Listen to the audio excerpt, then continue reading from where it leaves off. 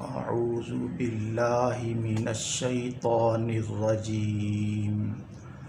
بسم اللہ الرحمن الرحیم اقترب للناس حسابهم وهم في غفلة معرضون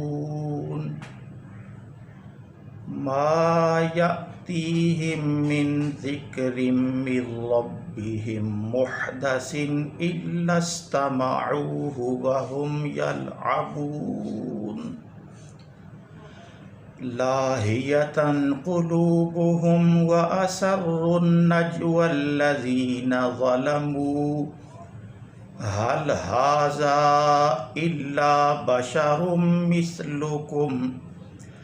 افتأتون السحر وانتم تبصرون۔ اس وقت 70ویں پارہ سورۃ الانبیاء کی ابتدائی چند آیات کریمہ آپ نے سماعت فرمائیں۔ اس سورہ مبارکہ کا ترجمہ اور تفسیر بیان کرنے سے پہلے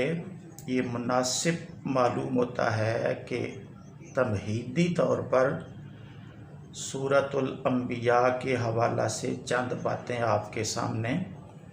عرض کی جائیں۔ 21 نمبر سورہ ہے یہ موجودہ ترتیب کے اعتبار سے۔ اس کا نام الانبیاء ہے۔ اس کے علاوہ اس سورت کا کوئی اور نام معروف نہیں ہے۔ اس کو سورۃ الانبیاء کہنے کی دو وجہیں ہیں۔ ایک وجہ یہ ہے کہ حضرت عبداللہ ابن مسعود رضی اللہ تعالی عنہ نے اس سورت کو الانبیاء کہا ہے، اور ایک حدیث شریف ہے، حضرت عبد الرحمن ابن یزید بیان کرتے ہیں کہ حضرت عبداللہ ابن مسعود رضی اللہ تعالی عنہ نے فرمایا، بنی اسرائیل، الکہف، مریم، طٰہٰ اور الانبیاء قدیم صورتوں میں سے ہیں، اور ان کو ابتدائے اسلام سے حفظ کیا جاتا ہے۔ اس سورہ کا نام الانبیاء رکھنے کی دوسری وجہ یہ ہے کہ اس سورت میں 18 انبیاء کرام علیہم الصلاۃ والسلام کا ذکر خیر موجود ہے۔ اکثر انبیاء کرام علیہم السلام کے اسماء مبارکہ کی تصریح ہے، اور بعض کی صفات اور القاب کا ذکر ہے۔ ان کی تفصیل کچھ اس طرح ہے۔ نمبر 1 حضرت موسیٰ، 2 حضرت ہارون، 3 حضرت ابراہیم،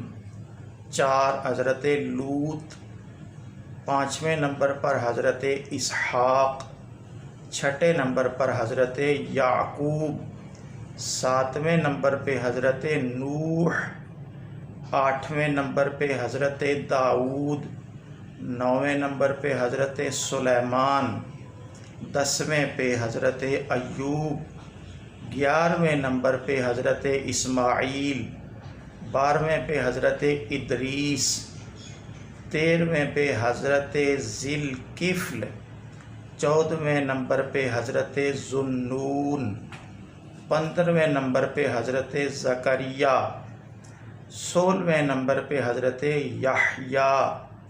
17ویں نمبر پہ حضرت عیسیٰ کا بھی ذکر ہے، مگر ان کا نام ذکر نہیں۔ انہیں مریم کا بیٹا فرمایا ہے۔ 18ویں نمبر پر ہمارے نبی کریم صلی اللہ علیہ وسلم کو رحمت للعالمین فرمایا۔ خلاصہ یہ ہے کہ ذکر تو 18 انبیاء کرام کا ہے، مگر نام 15 کے ذکر فرمائے گئے ہیں۔ اس سورہ مبارکہ کے اندر بیان ہونے والے مسائل اور اس کے مقاصد، اس کے مضامین کچھ اس طرح ہیں۔ سب سے پہلی بات یہ ہے، اس سورہ کا موضوع عقائد اسلام ہے اور خصوصیت کے ساتھ توحید، رسالت، قیامت، مرنے کے بعد اٹھنا اور جزا اور سزا کا بیان ہے۔ اس کی ابتدا ہی قیامت کے ذکر سے کی گئی ہے اور اس میں انبیاء کرام علیہم الصلاۃ والسلام کے قصص بیان کیے گئے ہیں، اور یہ کہ اس سورت کی ابتدا قیامت کی ہولناکیوں سے ڈرانے والی ہے، تاکہ لوگ لہو و لعب اور یاد الہی سے غافل کرنے والی جن چیزوں میں مشغول ہیں ان کو ترک کر کے آخرت کی تیاری کرنے میں منہمک ہو جائیں۔ اور یہ کہ کفار مکہ حضرت سیدنا محمد مصطفیٰ صلی اللہ تعالی علیہ وآلہ وسلم کی نبوت اور رسالت کا اس لیے انکار کرتے تھے کہ آپ نوع بشر سے مبعوث کیے گئے تھے۔ وہ کہتے تھے یہ تو ہماری جنس سے ہیں، ہماری طرح کھاتے پیتے ہیں اور بازاروں میں چلتے ہیں، یہ اللہ کے نبی کیسے ہو سکتے ہیں؟ اللہ تعالیٰ نے ان کا رد فرمایا کہ سیدنا محمد صلی اللہ علیہ وسلم سے پہلے جو رسول بھیجے گئے تھے وہ بھی بشر تھے، کھاتے پیتے تھے اور بازاروں میں چلتے پھرتے تھے، اور بشر ہونا نبی ہونے کے منافی نہیں ہے۔ کفار کہتے تھے کہ سیدنا محمد صلی اللہ علیہ وسلم نے حضرت موسیٰ اور حضرت عیسیٰ کی طرح معجزات پیش نہیں کیے۔ اللہ تعالیٰ نے اس کا رد کیا کہ ہم نے آپ پر قرآن مجید نازل کیا ہے، وہ ہمارا کلام ہے، تم اس کی کسی ایک صورت یا کسی آیت کی بھی مثل لانے سے عاجز رہے، اور یہ ہمارے نبی کا معجزہ ہے جو قیامت تک باقی رہنے والا ہے۔ حضرت موسیٰ اور حضرت عیسیٰ کے معجزات تو وقتی اور عارضی تھے جو ان کے ساتھ چلے گئے، اور ہمارے نبی صلی اللہ علیہ وسلم کا معجزہ قیامت تک باقی رہے گا۔ آپ دنیا سے پردہ بھی فرما جائیں گے تو پھر بھی ان کی نبوت کی دلیل قائم رہے گی، تو تم ایسے کامل اور پائیدار معجزہ کے ہوتے ہوئے دوسرے معجزات کی طلب کیوں کرتے ہو؟ تم سے پہلے پچھلی قوموں کو ان کے فرمائشی معجزات دیے گئے، اور جب وہ ایمان نہیں لائے تو ان کو عذاب بھیج کر ہلاک کر دیا گیا۔ کفار کہتے تھے کہ فرشتے اللہ تعالیٰ کی بیٹیاں ہیں۔ ان کے اس قول کا رد فرمایا اور یہ بتایا کہ فرشتے تو اللہ تعالیٰ کے اطاعت گزار بنتے ہیں، اور اس سورہ مبارکہ میں یہ بیان ہوا کہ اللہ تعالیٰ نے اپنی الوہیت پر دلائل قائم کیے اس نے آسمانوں اور زمینوں کو پیدا کیا، دن اور رات کا سلسلہ قائم کیا، زمین کو قائم رکھنے کے لیے اس کے اوپر پہاڑوں کو نصب کیا، اور اپنی توحید پر یہ دلیل قائم کی کہ اگر متعدد خدا ہوتے تو زمین اور آسمان اور پوری کائنات وجود میں نہیں آ سکتی تھی، اور جب قیامت آئے گی تو ہر چیز فنا ہو جائے گی، صرف اللہ تعالیٰ کی ذات باقی رہے گی۔